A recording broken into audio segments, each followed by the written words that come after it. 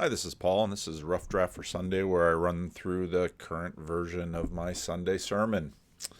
My friend Joey posted this little graphic on Twitter and called it Teaching Rats Religion.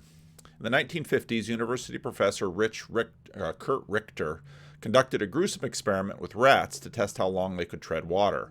Richter first took a dozen rats, put them in jars half filled with water, and watched them drown.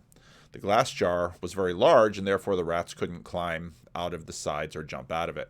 On average, they'd give up and sink after 15 minutes. Then Richter reran the experiment, but with a twist. Right before they gave up due to exhaustion, the researchers would pluck them out, dry them off, give them a rest for a few minutes, then put them back for a second round of treading water. In the second try, after they had just swum until failure only a few minutes earlier, they lasted an average of 60 hours. That's from 15 minutes to 60 hours. Richter's results showed that removing or saving the rats just before drowning allowed those rats to swim approximately 240 times longer than the next time they were put into the bucket. One rat even lasted an astonishing 81 hours. Poor little fella. The conclusion drawn was that since the rats believed that they would eventually be rescued, they could push their bodies way past what they had previously thought impossible. Now, rodents have a small but likely a practical grasp on the realities of the world. Now, some people look at this and say, "See, religion," and the hope that they have, see religion and hope they have their place. Sometimes I have trouble reading my own writing. Religion makes people happier, more resilient, more generous, and as it scales, better neighbors and human beings, making a better society. But did God just give Habakkuk the inspiration to swim better? Is that what God was doing when he said, "Yeah, I'll make everything right. There's a promise there"? Habakkuk didn't see with his own eyes in his lifetime the fulfillment of the promises given him. Is the story of Esther and Mordecai simply a story of the triumph of the moral over the immoral?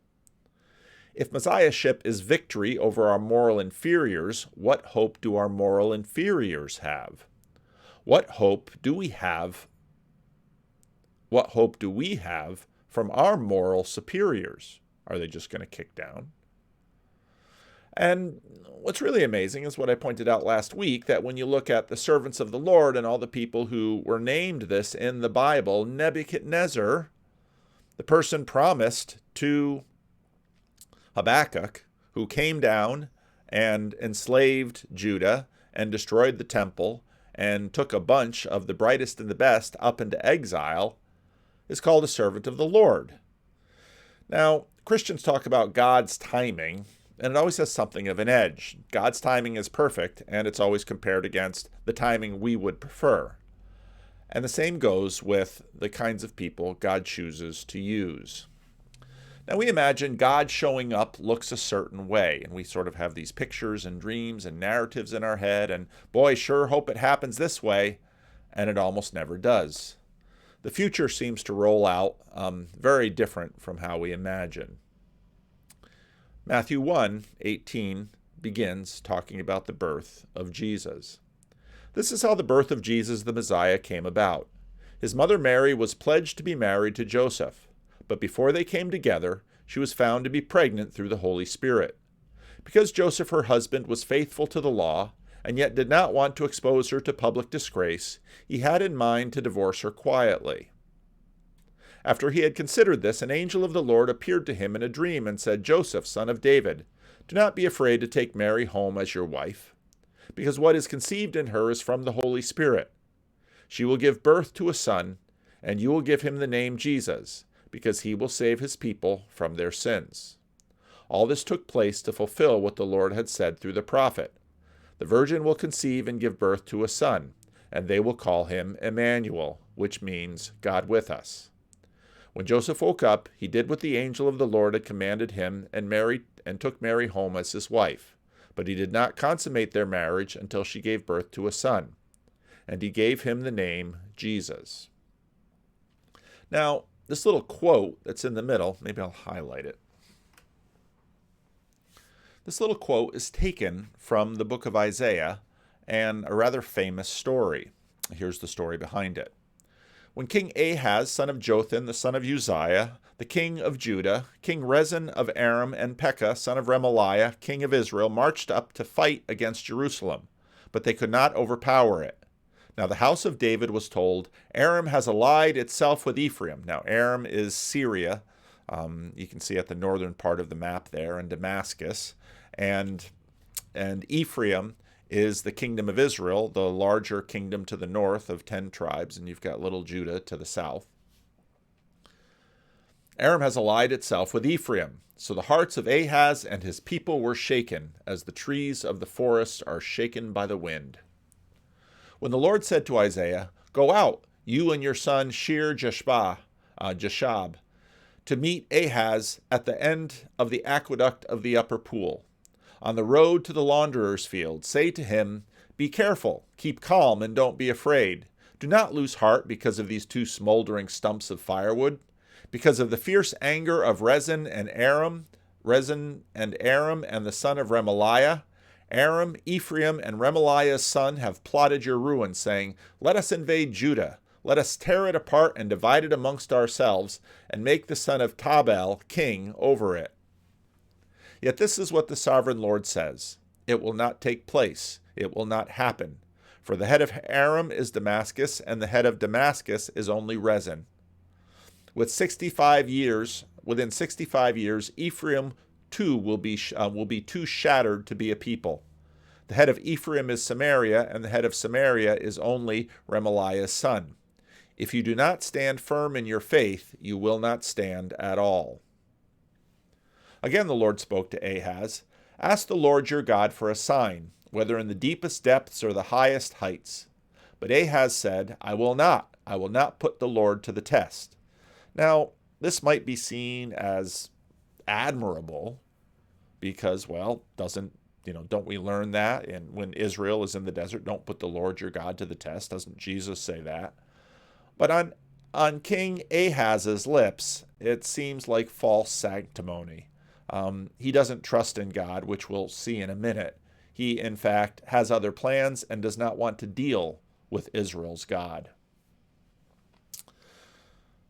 Then Isaiah said, Hear now, you house of David. Is it not enough to try the patience of humans? Will you try the patience of my God also? Therefore the Lord himself will give you a sign. The virgin will conceive and give birth to a son, and you will call him Emmanuel. He will be eating curds and honey when he knows enough to reject the wrong and choose the right. But before the boy knows enough to reject the wrong and choose the right, the land of the 2 kings you dread will be laid waste. The Lord will bring on you and your people and on the house of your father a time unlike any since Ephraim broke away from Judah. He will bring the king of Assyria. Now, this is not just simply facile word association between the story in Isaiah and the Gospel of Matthew. We're intended to compare King Ahaz with Joseph. Let's look at Ahaz. The 2 kings to the north are threatening him in order to get him to side with them against Assyria. Isaiah invites him to trust in Judah's God and bolster that with a sign. He gives a sanctimonious refusal because he knows he's going to pay Assyria and become Assyria's vassal. 2 Kings 16. Ahaz sent messengers to say, Tiglath-Pileser, king of Babylon, I am your servant and vassal. Doesn't care to be the Lord's servant and vassal. Come up and save me out of the hand of the king of Aram and of the king of Israel, who are attacking me. And Ahaz took the silver and the gold found in the temple of the Lord and in the treasury of the royal palace, and sent it as a gift to the king of Assyria. The king of Assyria complied by attacking Damascus and capturing it, and deported its inhabitants to Kir and put Rezin to death. Then King Ahaz went to Damascus to meet Tiglath-Pileser, the king of Assyria. He saw an altar in Damascus and sent to Uriah the priest a sketch of the altar with detailed plans for its construction. So Uriah the priest built an altar in accordance with all the plans that King Ahaz had sent from Damascus, and finished it before Ahaz returned. When the king came back from Damascus and saw the altar, he approached it and presented offerings on it. You can understand whose vassal he wishes to be, and therefore puts all of Judah under the gods of Assyria. He offered up burnt offerings and grain offerings, poured out his drink offerings, and splashed the blood of his fellowship offerings against the altar. As for the bronze altar that stood before the Lord, he brought it from the front of the temple and between the new altar and the temple of the Lord, and put it on the north side of the new altar. That tells you something about Ahaz. Now, do you remember Joseph? Faithful to the law. He was kind, did not want to expose Mary to public disgrace. He was given an oracle in a dream, and he didn't refuse it, but he pursued it, and was told of this prophesied son, he will save his people from their sins. Now, what does that mean? Is he merely going to save them from the consequences of their sins? Or is he going to rescue them from the power of sin?